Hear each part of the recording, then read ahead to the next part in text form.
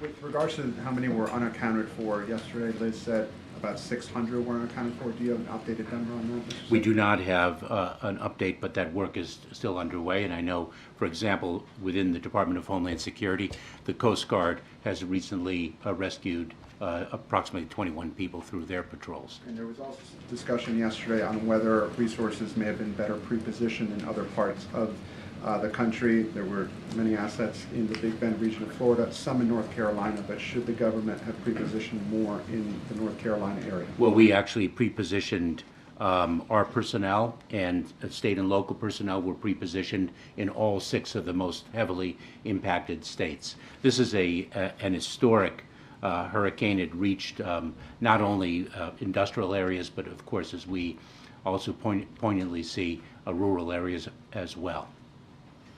Yeah, thanks, Kareem. Liz yesterday, focusing on the pre-positioning here before the storm, said that it was focused on the Big Bend region of Florida. So what pre-positioning was taking place there that wasn't taking place in the North Carolina, Western North Carolina area? Remember that the pre-positioning of assets, to include personnel as well as equipment and the like, also depends on the terrain and the access points. And so we pre-position where we think the impacts are going to be greatest. And we have seen the impacts hit mountainous regions that are inaccessible. We now have roads destroyed. There is a significant amount of mud. We understand that people are still situated in the mud, and therefore we cannot undertake debris removal until we are assured that the search and rescue operation has been completed. We have to be very careful about the lives that still can be saved. Well, what sorts of things were done in North Carolina before the storm came? Like, what was the federal presence there, emergency-wise? I don't have the specific numbers of the personnel already situated, but we can get you that data. Thank you, Secretary. Despite all the proactive things that the federal government did and its response, the sentiment, according to my colleagues on the ground from people, is that the federal government is not doing enough to help. Where are they? Where is the help? What is your message to those people? I would say the following, that we are there and we will continue to be there, and we will reach the most difficult to access locations. We are relentless in our efforts to ensure the safety and security of all. And as Corinne pointed out, we will be there for the long haul as well. And I must pay tribute to the heroic men and women, not only of the Federal Emergency Management Administration, but throughout the federal government and throughout the state and local enterprise. Thank you, Secretary, for talking about electric power. I'm curious about the status of cell phone service, as the Associated Press is hearing reports that people are having a tough time using their cell phones, being able to make calls, even reach you. Yes. What are you doing, and what is the status of that right now?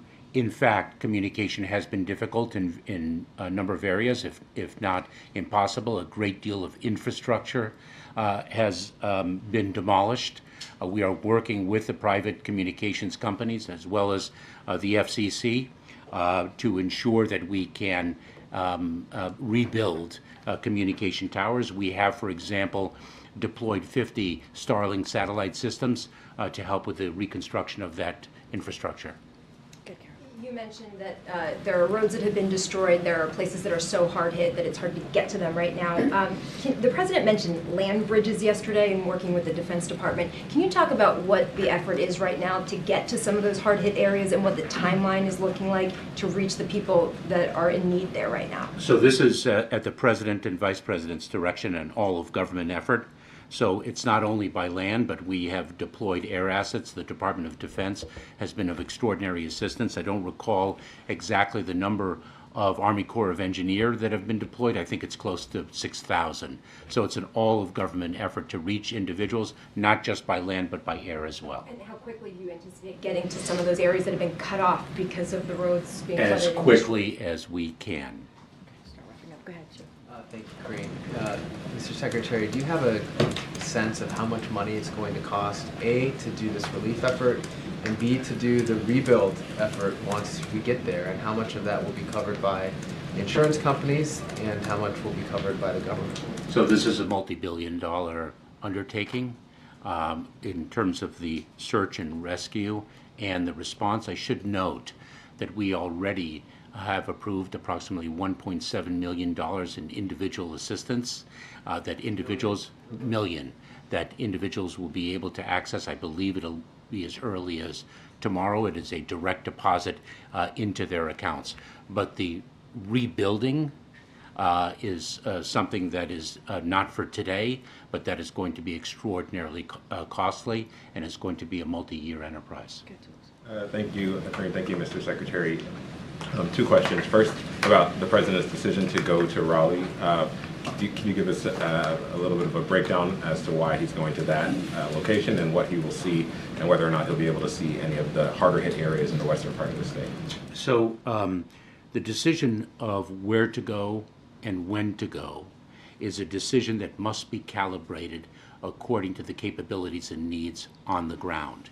And so the President and the Vice President have been quite deliberate to take those sensitivities into account, to work with state and local authorities and ensure that their visit is constructive and not in any way interfering with the urgency of search and rescue operations and the work underway on the ground.